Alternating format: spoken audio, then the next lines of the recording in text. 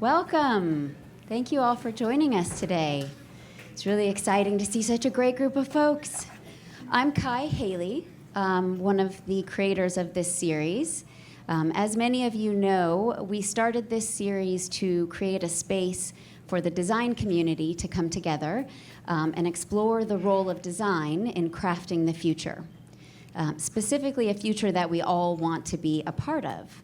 And in my research for this series, I was struck over the last year, particularly by how hard it is to find people who are creating visions of the future that are not dystopic.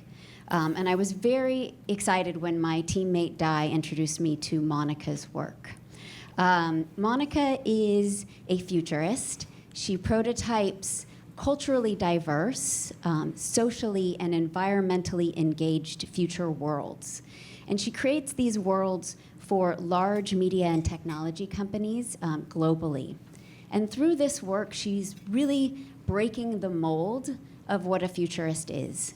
She's pushing the creative and design industry to examine the impact of technology on our lives and really inspiring us to imagine better futures. So with that, I'd like to ask you to join me in welcoming Monica Bielskite for Design is Protopian.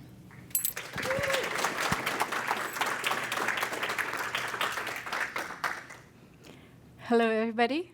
Such a pleasure to have you here tonight. Thank you, Kai, for such a generous introduction. Thank you, Google, for letting me play a very different kind of playlist when you guys came in here, and then when the talk is going to be finished, I try to, take you already, even with the first sounds that you came in here, to a slightly different place. I try to watch most of the talks of the series to prepare myself, and some of it will connect with what has been said already, but I hope I will also take you very new places. I hope I can take you thinking future outside the box of just sort of technological context, just sort of Western context, and get you traveling. I love this quote that says, "There are no foreign lands, only the traveler is foreign." And so by the end of it, I hope all of you will feel less foreign in the land called future, and also in the plurality that is our cultural background on this planet. So yeah. Here we go. So we'll talk about designing protopian futures and what protopia is and how do we approach it and sort of where dystopia has taken us and how we could question it. But I will also want to introduce myself a little bit more. So my background is creative, but I happen to be living right now very much at the bleeding edge of science and technology. And my focus really is to bridge the gap and really bring a bit more focus on how science and technology, scientific research and technological development affects our culture and politics, but also how our cultural background and our political reality affects not just the kind of science and technology that we do, but also the kind of science and technology that we think about, right? And so, how do I go about that? I'm a future researcher to start with, so I kind of really go on the ground level. I travel the world, many places. I was born behind the Iron Curtain in what was Soviet Union back in the day, currently Lithuania. Could not even imagine that, the world could become my playground ever. One of the formative experiences in my life really was, the most formative experience in my life was really, the tumbling down of the physical walls and then the opening up of the digital world that happened very simultaneously. And so, seeing what's happening in the world today of, the digital world closing down within our bubbles and then physical walls considered to be re-erected, I am naturally very concerned, and I'm trying to do everything I can to not allow that to happen and to inspire people to see a different reality. So the future research, I kind of really go on the ground, really try to be involved with people, and not just sort of scientists and technologists, but really, everybody that I feel is part of that future. And then I try to take those insights, somehow streamline them, and work with, as Kai mentioned, media companies, technology companies, but also more recently, cities, countries, governments, and really see even all the way how does that translate into policy, right? How do we really actualize that future dreaming into the future building in the very real spaces that we inhabit? And last but not least, my creative background comes back in, and I work on science fiction properties, science fiction movies, TV series, and try to nudge the entertainment industry to realize the power and importance that designing future worlds has on the way we end up creating the very real future. So here we go. Yesterday, I got to hang out with Kevin Kelly. So Kevin Kelly is the founding editor of Wired magazine. He's a sort of Silicon Valley elder. He's the one that actually coined the term protopia. I actually didn't even know whether that term originated somewhere else, and he just sort of was the first one to start talking about it, but he actually spoke to me yesterday that, he basically just invented that term. And the way the term came about was from the word pronoia. And pronoia is the opposite of paranoia. It's thinking that, instead of the entire world is against you, the entire world is with you, is for you. So it was very interesting to find that origin of a story and kind of pick his brain on what my thoughts about protopia are, and how in a way I'm also trying to take it to a very new place than he initially conceived it in. So hang out with elders is important, but not just the elders in Silicon Valley. Here's me in the Amazon forest with the indigenous elder that was really sort of showing me around and helping me understand, what is the world from his very own perspective. Both sort of mythologically, but also just very physically engaging with what the land is. Elders are important, but more than anything, I feel that I don't exist by myself. Everything that I do is because and thanks to my peers. Everything that I know, I feel that I'm learning through them. Of course, I do and research, use all the digital tools that all of us use, but it's really through those interactions and those conversations with my amazing peers that my thought has become what it has become. So here, I'm with Errol Sun-Hugh, who's one of the most, actually, in my humble opinion, the most innovative person working in design and fashion today from Acronym, and we're visiting robo-race factories, autonomous racing cars. So again, quite an expected place for a futurist to hang out in. Here is me last week with Idris Sandu. If you don't know him, follow him. He should be giving a talk here as well. One of the most brilliant young technologists, Ghanaian American, was one of the closest people and a protege of Nipsey Hussle, the great, and really kind of tapping into the vision of the world from his perspective. Sort of, South LA strong. It's so vital for me. So I don't end up becoming closed in my bubble of understanding and comfort. Here's Rara Nemhart, the founder of Noir Wave, one of the most visionary creative directors on the African continent. And again, her support and thought and introductions really helped me to dive in deeper into the culture of the African continent. Here's with Imran Christian and phenomenal work that he's doing with the kids in the Western Cape, Cape Town, South Africa. And conversations with him really kind of brought me to this deep realization that James Baldwin words better than me, the place in which I will fit will not exist until I'll make it. And I think the place in which we will all fit in our plurality and diversity of expression will not exist until we will actually make it. We have to make it consciously. And Imran speaks a lot about the positive affirmations of dreaming, especially to people that were not allowed to dream before, and how our world is enriched by that. And in everything, the reason why I'm showing all these people and quoting them, and I make a very conscious effort in all of my talks also to show examples of what all these amazing people are doing, because I believe that we exist in an ecosystem. If I'm seen by myself, oftentimes I sort of get exotified and be told, oh, Monica, but you are such an exception or something like that. And I feel most of my peers get told that. But we're not an exceptions. We're beginning of a movement. And as Alejandra Ocasio-Cortez at AOC says, we open the door so that others could walk through them. It is not about any of us. It's really about opening those doors and representing. And more than anything, myself being a very non-conventional type of a futurist, woman, millennial, non-Western cultural background, creative by sort of disciplinary sort of provenance, I stand quite apart from, let's say, the futurists that represent Singularity University and talk about exponential technology and how that's going to solve everything.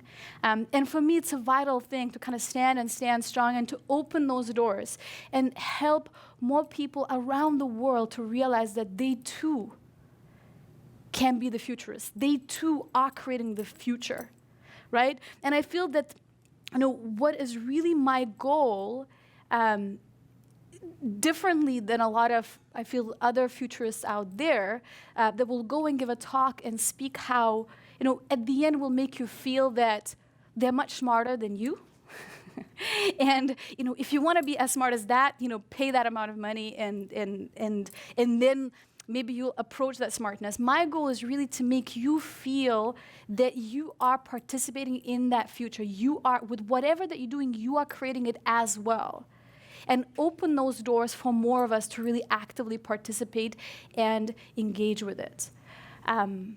So yeah, this is why I feel that a lot of notions about futurism and being a futurist are quite out of date, just like this picture is showing. If we are not speaking, if we just speak about technology and not its impact, it's not futurism, it's truly gadgetism. And also, if we do not recognize how political technology is, we are looking backwards, not forwards. Now, designing futures is always political, and technology is always political. Why? Technology is a tool that we use. So what kind of usages we embed within it? Who is allowed to use that tool, and how do we allow them to do that? And who can participate in changing the usage of these tools? So we really, really have to recognize who gets included, who gets excluded out of those conversations, and how can we make it more encompassing. As you have seen, hashtag Protopian Futures. I always use futures in plural. It's not one future. I believe that there is no future, only possible futures. There are no answers, only choices. So future is decided continuously upon the choices that all of us make. And is also very much decided upon the choices that we do not make. If we think somebody else is deciding the future, if we think future is not happening here, then it's a self-fulfilling prophecy, right? And this is an image from Minority Report, and the creators of it, very much pronounced that, in a way they predicted the future. Now, I believe they did not predict it; they created it, and maybe it's greater, maybe it's worse. If it's a dystopian surveillance state society, maybe we need to put a question mark upon that.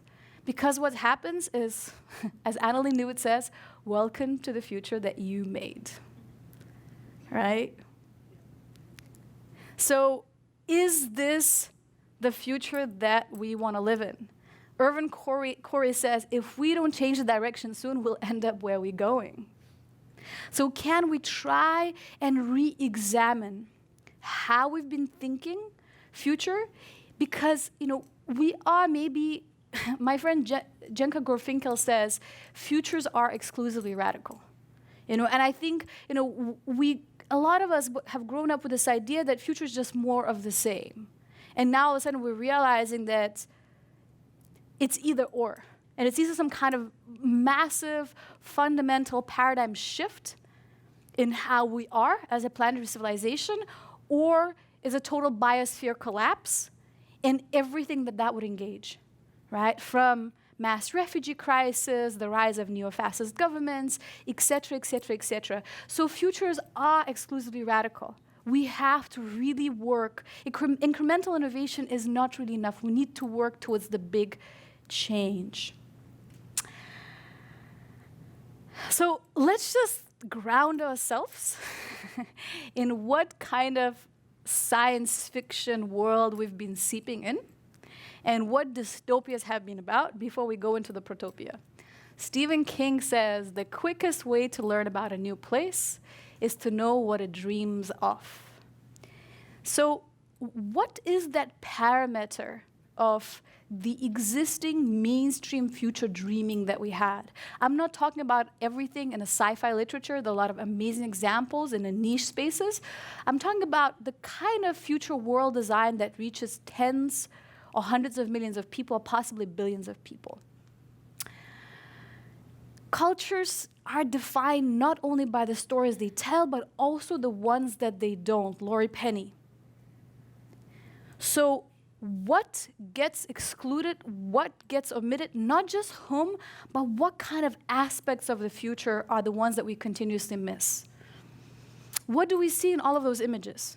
We see objectified female body, we see sort of singular hero journey, which tends to be a man, which tends to be a Western man. We see these polluted cities, only populated, whatever creative intervention is about it, is advertising. What does it really say? It says that we are suffering from the crisis of imagination. It's not that other world and other kind of future imagination is not possible. It's just that we are sort of stuck in that repetitiveness. And unfortunately, it's also, it's kind of how that happens. Instead of actually really going and looking on the ground of who are the amazing people making the future happen today, representing the future happening today, we look at what has happened. Right? We'll look at the past movies, we'll look at the past sort of theories, and we keep regurgitating more of the same. So can we combat that crisis of imagination?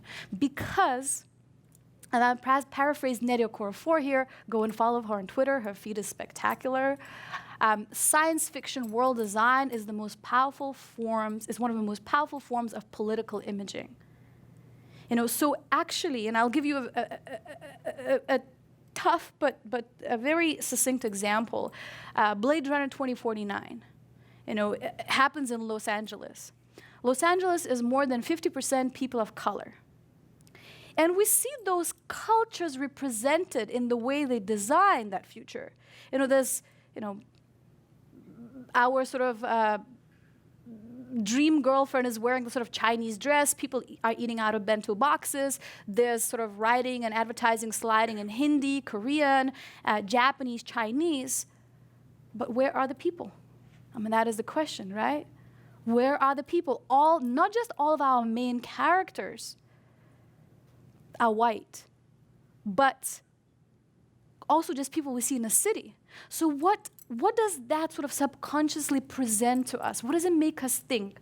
What happened to the rest of the population that's actually the 50% of the population of Los Angeles that are people of color are,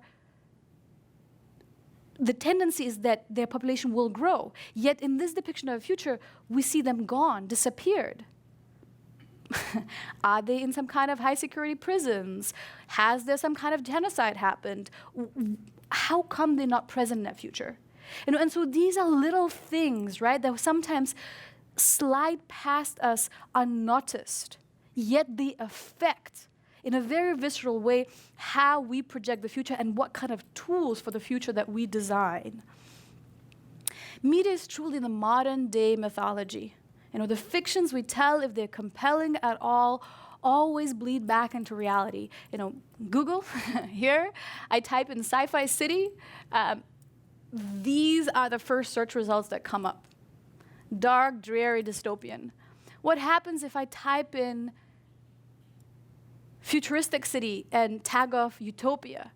It's still very much a corporate state dystopia. These are still, they are greener futures, they are more sustainable futures, but they still are futures that exclude so many of us and so many of our cultures and social backgrounds as well.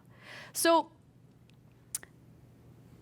there's this notion, and not just here in Silicon Valley, but almost around the world, that it is the Elon Musks and the Jeff Bezos and the Sergey Brins of the world that create the future. I'll question that.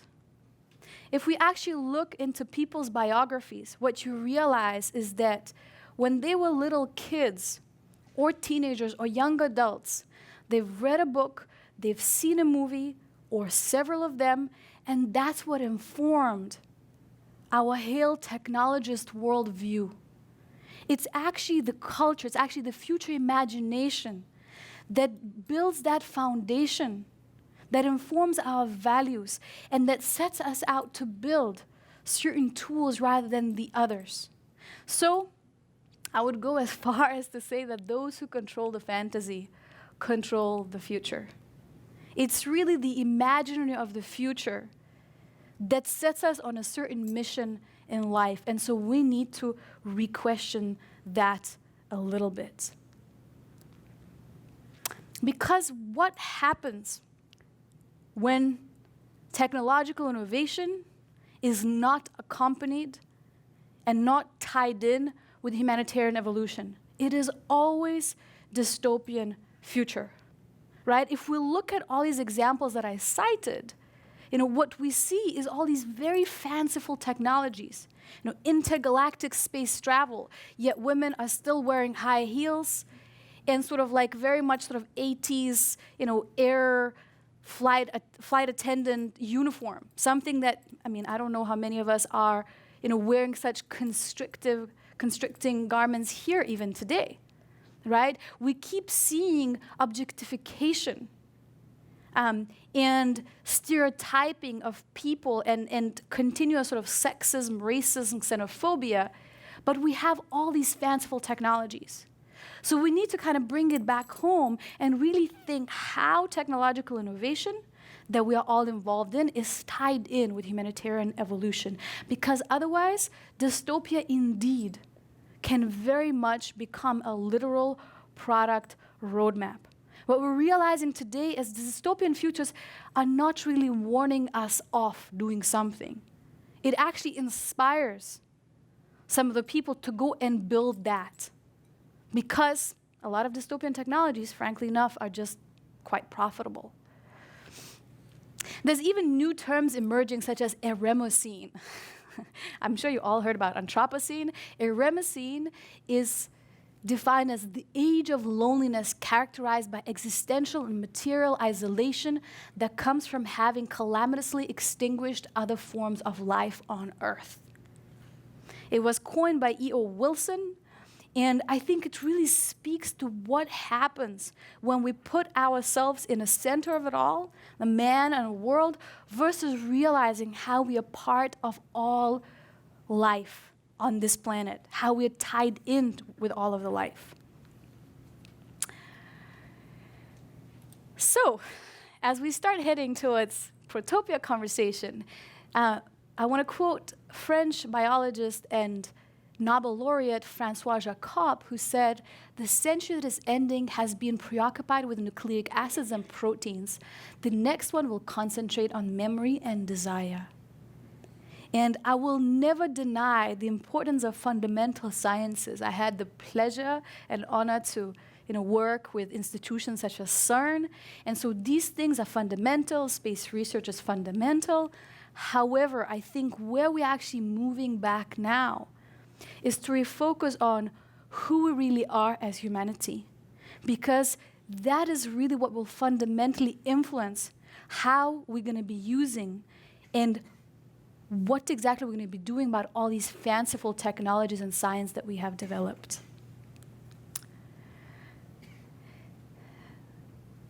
Today, when we speak about the future, I think one of the hardest things is to imagine a future that has hope in it, a radical hope. But what strikes me, especially having spent so much time across the global south, having spent so much time on the African continent, is that people in the places where the struggle is actually way more real and way more present have way more of that radical hope than a lot of us that live sometimes in actually extreme comfort. Wanuri Kahiu, one of the most amazing African female directors, somebody I had the chance to work with on a very protopian sci-fi series that hopefully is gonna move forward soonish, says, and she speaks about Kenyan people, and she speaks about African people, and she speaks about Black people here. And she says, she gave us an amazing talk at Design in Daba, and she created this whole project called Afro Bubble Gum, which is all about what she labeled as telling frivolous stories that are by no means frivolous. They actually are about representing the joy and countering the narrative of how Africa has been represented from the outside world. Tell the stories of joy and radiance from within. And so here she says, seeing ourselves as people of radical hope. This is what we have always been, radiant, curious beings. And if we look at children, we see that curiosity, we see that hope, we see that openness. And I feel that they represent that deeper truth of all of us. Because humans, fundamentally, all of us, we are creative, playful, emotional, social animals. Creative, playful, emotional, social animals. And yet, a lot of the technological construct, a lot of the Western construct has taken us as far as possible from those notions and made us forget the vital importance, not just of food and shelter and medical care. These things are very important, of course, but the importance of creativity, playfulness, emotional fulfillment, emotional belonging, and deep social connections in our lives. And I feel that if we dive deeper into that aspect of our humanity, we will find that radical hope that we need, because no is not enough.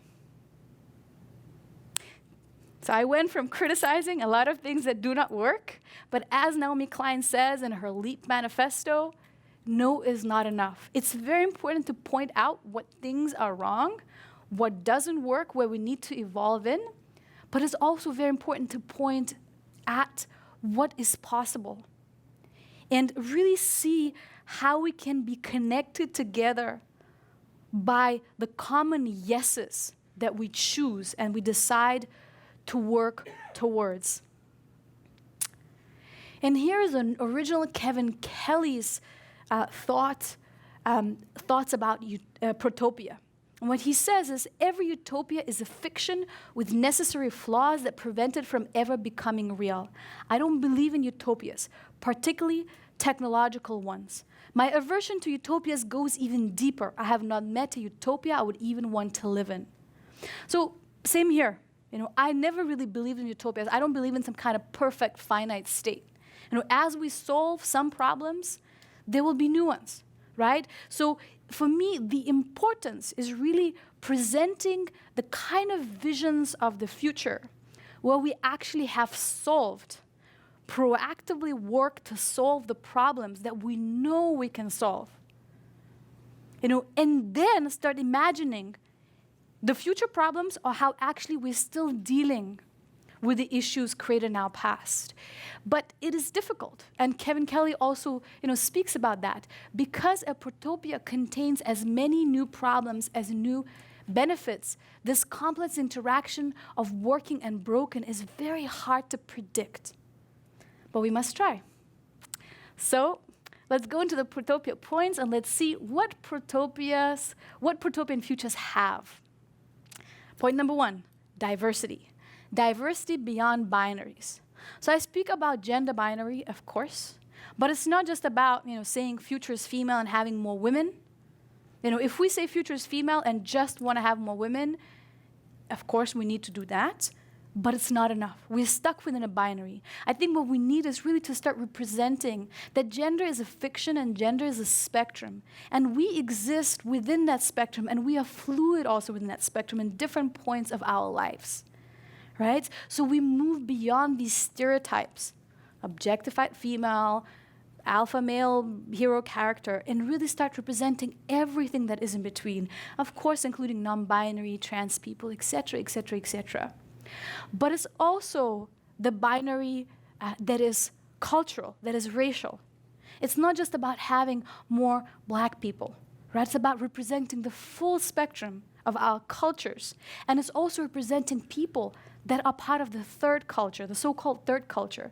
A lot of us, have parents from very different cultures. We've been raised in different places, and we find ourselves in between. And almost none of us ever find ourselves reflected in the stories of the future that are being told. It's also going beyond the binary of generations, right? It's representing that full spectrum from youth in its true representation, not youth as imagined by old people, but really engaging them in how they see themselves in the future. But it's also not forgetting our elders. Especially, when we speak about the indigenous perspectives, the First Nations, the ancestors, the elders, it's such an important part of our culture that we've unfortunately forgotten in the West. So representing that full spectrum, full generational spectrum is very, very important because all of us have something to bring. But it's also the spectrum of ability, going beyond the binary of abled, disabled. With all these new amazing technological tools, it'll be very hard to say who is abled and who is disabled. In fact, technology will allow people, if we do it right, can allow us to really go beyond whatever that we think is currently possible with our bodies and minds and brokenness that we sometimes have, right? Point number 2, community narratives. Beyond borders. So again, community narratives of people coming together. Instead of a singular hero journey that is such an overconsumed trope, can we start telling futures about communities coming together? And those communities not of just sort of, Burning Man style people that are very similar in their social status, age, style, etc. I mean, it's lovely. But it's really about telling stories of communities that are very different people by social status, disciplinary background, culturally background, etc., etc., etc., right? So people coming together and the narrative they're in. Point number 3, celebration of bodies and biology. Can we please stop with futures where everybody is lonely and isolated living inside their little capsule? Can we tell futures where people are still dancing and loving and caressing? Can we just start showing a bit more tenderness in the future tense? Just think, try to review all of the sort of sci-fi narratives you've seen, and besides the sex scenes with robots, how many instances of human tenderness have you observed in the future tense? And how important is to keep imagining that.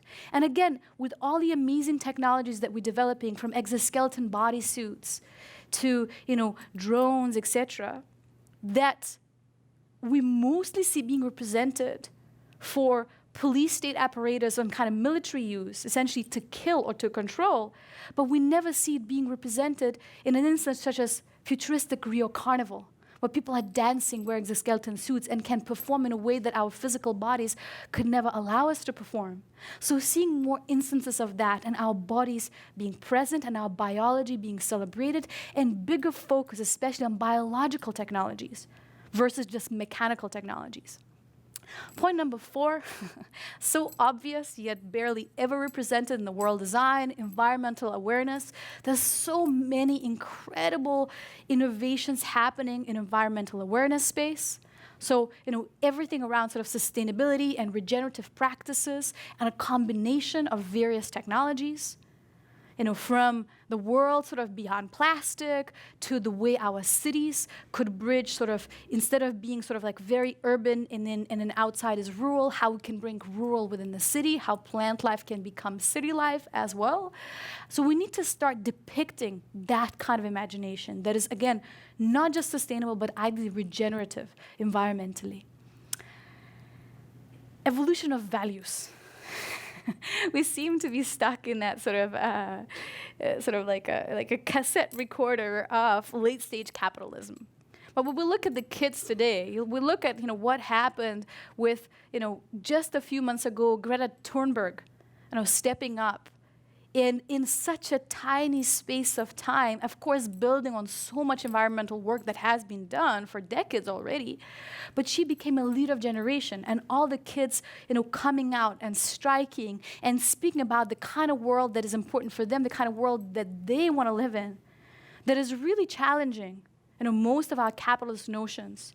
And if we do not pay attention to that, that generation is going to go on full revolt mode. So we need to start imagining what are these new societies based on very different values, because definitely the youth is representing these values, and the youth is representing these values around the world.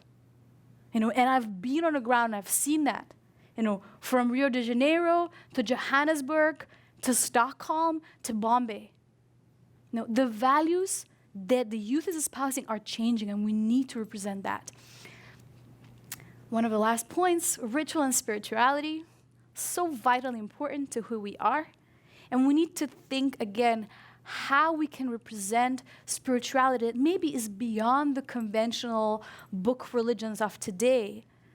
But where is it moving?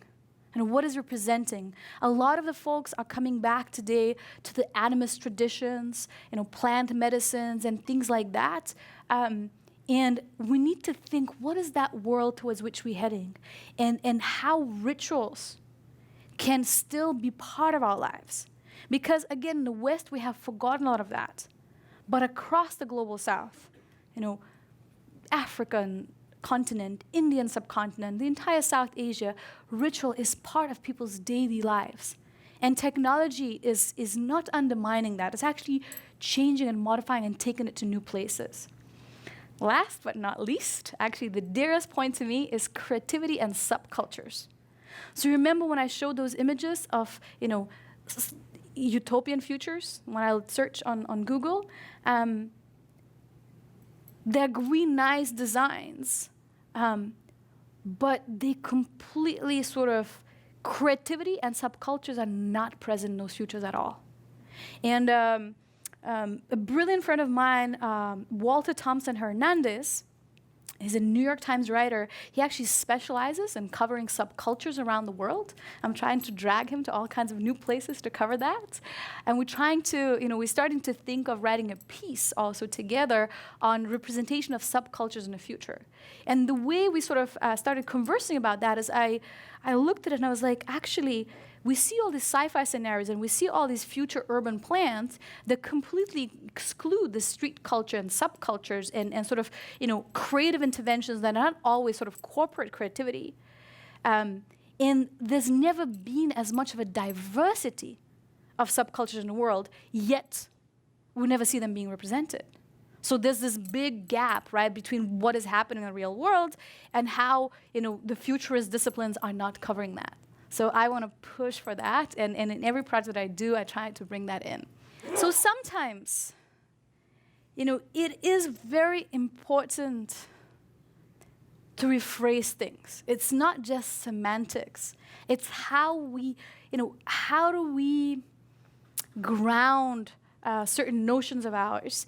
And Audrey Tang, who's a brilliant, one of the most brilliant technologists in the world, a trans woman, free software activist, currently I believe still the digital minister of Taiwan, she wrote this sort of poem/prayer. And she says, when we see Internet of Things, let's make it an Internet of Beings. When we see virtual reality, let's make it a shared reality. When we see machine learning, let's make it collaborative learning. When we see user experience, let's make it about human experience. And when we hear the singularity is near, let us remember plurality is here. And so everything that I've been trying to say, up till now is really about that. The plurality is here. We don't need to imagine some fictional things. We don't need to wait for singularity to come. We need to actually tap into all these amazing things that our world is full of, all these amazing people, all these amazing initiatives, and we need to amplify their voices. Somebody tweeted the other day that, it's kind of amazing how whenever some tragedy happens in what we perceive, what the Western world perceives as the third world country, people sort of start tweeting about it. Whenever, there's here in America, an incidence of police brutality towards black people, then these are the moments when, white people will sort of retweet some of those instances of brutality. But how much we're doing actually outside that time, how many voices, incredible global voices that we are amplifying, not in the instances of tragedy, not in the instances of brutality, but actually them doing incredible work, right? And people steering our future to new places. We need to amplify that. We need to create those protopian futures. We need to challenge the notions that the only thing that's available for us is dystopia. And the only way we can do that is tapping into the real world rather than just looking back at the history of science fiction or looking back into whatever is referenced in our books. And why this becomes crucially important? Because we're moving towards the stage where technology is becoming transparent, right? We're moving into a space where that gap between content and reality is going to become almost invisible. And we're not yet here. We're not yet wearing contact lenses. We're not sort of, brain-computer interface is sort of still in the research phase or usually used on people with some specific conditions. But this is the direction towards which we're heading, right? And therein lies the danger, and therein lies also an opportunity. If we kind of understand that the future of immersive media technology is the future of computation, and that the digital world will soon enough become enmeshed in a way that our reality becomes this transparency mode that we choose, we have to start realizing the kind of trauma that the wrong kind of user/human experience could have on us, that the wrong kind of content could tap into sort of our inherent traumas. And really, instead of just importing that old media and old ways of designing the interface, tap into what is that we really need as we're entering that physical computational space. And for me, truly, the greatest opportunity therein lies in as we're moving from the content frame to content matrix, when we're not watching it, we are truly in it, is really about prototyping futures. So everything that I spoke about, sort of, dystopian realities and protopian realities, actually, the way we could prototype alternative future scenarios, and instead of sort of just having this very didactic format in telling people about the future or the issues of climate change or opportunities, of environmental technologies, I could literally bring you in these alternative future scenarios. I could help you interact with, I could help you understand how we could all be more practically participating in the future. This is a very, very beautiful example, Ocean of Air. It was scheduled from 7th December till 20th January, has been extended 3 times by my amazing friends, Marshmallow Laser Feast at Saatchi Gallery, and hopefully we'll travel to so many more places. And what was phenomenal, it's a virtual reality experience what's really incredible about this project is that it allows us to see the invisible things. It allows us to see our breath, to interact with our breath. It allows us to see, we find ourselves in a forest and we see this sort of giant tree and its breathing system and sort of the way water circulates through it, and makes us see how we are part of the ecosystem. And it's really, really fascinating, because these are really sort of the first instances of creatives really imagining how we could expand our human potential using technology in a way that really looks into expanding our not just intellectual and physical capabilities, but also creative and emotional capabilities, and really do and experience things that are physically just unavailable to us, and really use technology not just for good as something moral, but also really to inspire us to go outside our current state. And these are two things, sort of the two keywords that I really firmly believe, that nostalgia is poison, but also F techno-fetishism. We cannot be stuck in the old visions of how things were. We cannot try and make something great again. We need to tap into our history and see how it lays the groundwork and foundation for where we could go. More than anything, to not repeat our mistakes. Instead of sometimes going back, we need to go deep. We need to peel off a lot of sort of colonial layers of what we thought was progress and development, and really re-examine things. But also, we cannot become fascinated with just things because they're new. If something is good just because it's new, it won't be good for long. Innovation is not a gadget. And a friend of mine, Alicia Naples, says that innovation, the end result of innovation is not technology. It's what technology does to us and to the planet. And so we need to measure things instead of becoming sort of enamored with something just because it's shiny and beautiful. Really think what it does to us, and especially what it will do to us in the future tense. And what we need is not more technology-driven experiences. What we need is experience-driven technology, and not user experience-driven technology, really human experience-driven technology. A big reminder is that innovation is implementing a novel behavior or idea in a practical way, which is then sort of adopted by others, and it changes how things are done. But it all starts with creativity. Creativity is the generation of novel forms of behavior or ideas, in a way regardless of subsequent application. And you've seen the images that accompany this, right? Innovation is this soft, glittery thing. Creativity can be a very fiery thing. Right? We have to be courageous. We have to go into brave places. We have to question hard.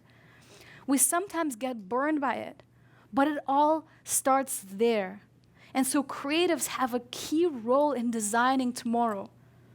And it's not enough to just be engineers and designers. We all have to work together and see how that innovation is truly a spectrum. Because only smart future plus creative future equals regenerative future. And we know right now that we've done so much damage that just being sustainable is not enough. We need to move from being this destructive force to being a sustainable civilization, to hopefully becoming a regenerative intelligence. And I'm so excited that this beautiful work that several of my friends were involved, notably Hannah Beachler, one of the most phenomenal people working in entertainment industry today, that rightfully so won the production design Oscar for Black Panther. They started charting. It's not a perfect project. A lot of my African friends had a lot of comments about it, because it sort of still represents Africa as an idea, not as a reality. But they've done phenomenal work in bridging things that were not previously bridged, in showing how the ground level, the street and the high towers, the technology and the plant life and animal life and rural life all feed off each other.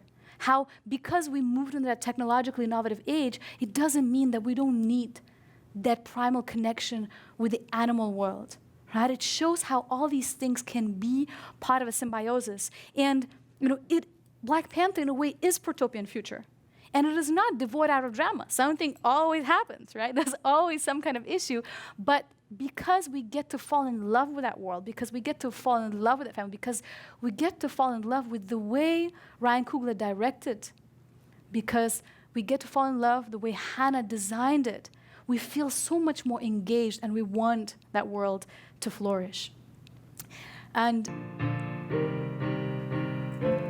for me, it's so interesting how, I'll let you watch this.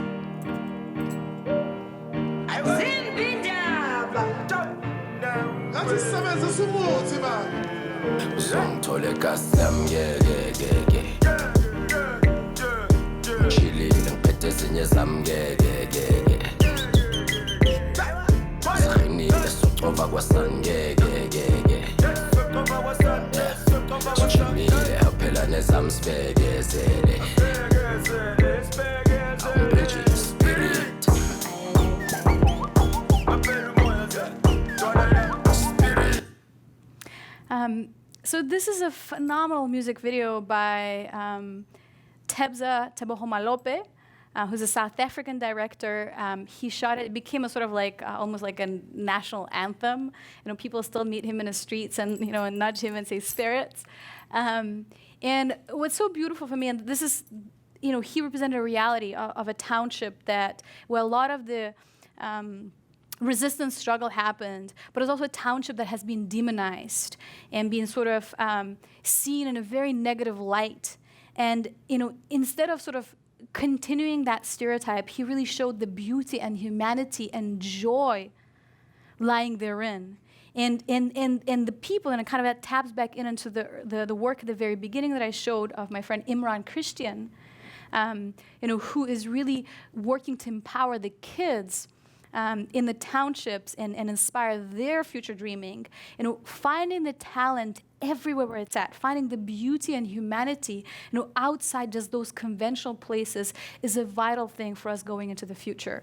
And I feel that Black Panther is the first movie in the sci-fi realm that saw the street level, that saw people on the ground, not just as something dangerous and seedy and just difficult and dangerous reality, but saw the beauty therein.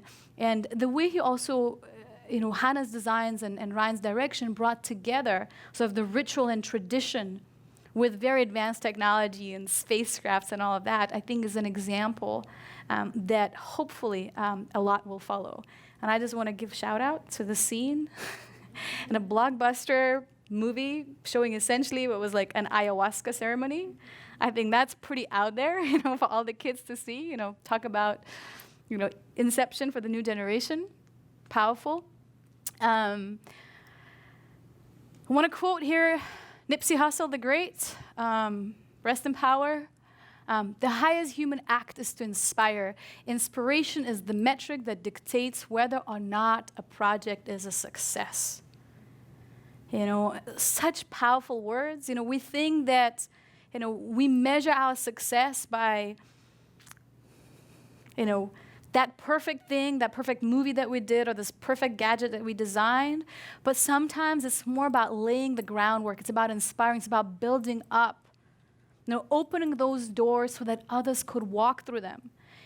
Black Panther was a phenomenal box office success, but more than anything, it inspires so many among us to see ourselves differently, to see whoever that we're labeled as the other differently. And that is its greatest success, and that is its impact.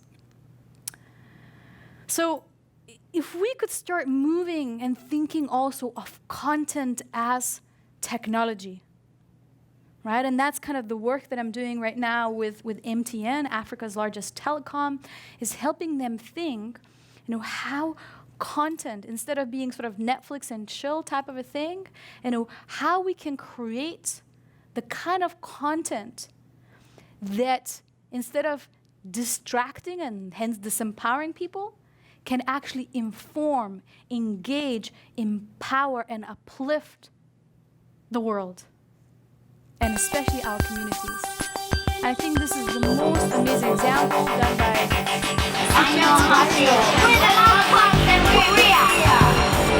Nothing the city is good and when we gonna like neon lights. Look at that city, it's pretty. We were invited to attend the International Comics Festival in Bucheon. There was like this big building full of comics and we saw statues on the nose. What we did at Laptop Workshop, we taught the kids how to use Photoshop so they can make their own laptops. It's this girl from France. She made a character and her character's powers was she spins around and she goes to space. My favorite character was this one girl. She had a mask and her character had a paintbrush and she draws the laptops using Photoshop. Using Photoshop in Korean language was hard. And we have to, yes, a lot.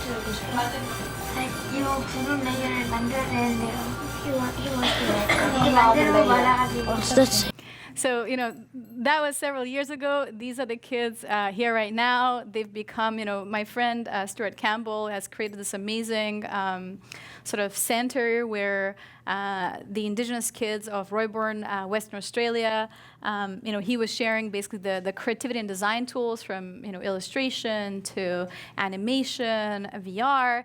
And they've grown up into this amazing generation. And just, I think next week, they're going to be all, him as well as the kids in Tribeca presenting this new project, Future Dreaming, one of the most exciting VR projects out there, where basically, the kids that he raised and that he shared all these tools with are now really dreaming up their amazing futures. He's got this incredible project, Neo Learning Platform, which is all about Aboriginal kids creating the new curriculum for the public schools in Australia, teaching their culture to the other children in a way that really, really, really represents their perspective. And so here, content really becomes technology. Right? And these are little instances here and there. We don't see them yet often enough, but we can do that. We can see more of that.